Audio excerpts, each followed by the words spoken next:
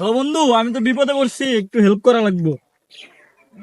তোর ঝামেলা আমি যা পারবো না। আমি কেবল বাসাতে আছি, মার জরুরি ওষুধ লাগবো, সেদিন আমি ফার্মেসি যাবো।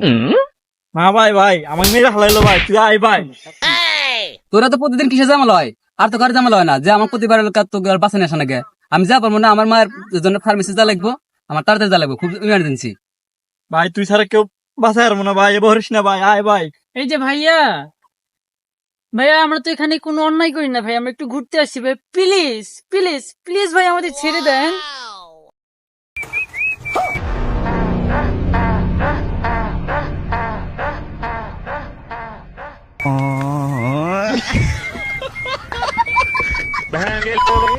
बड़ा हरामी हो।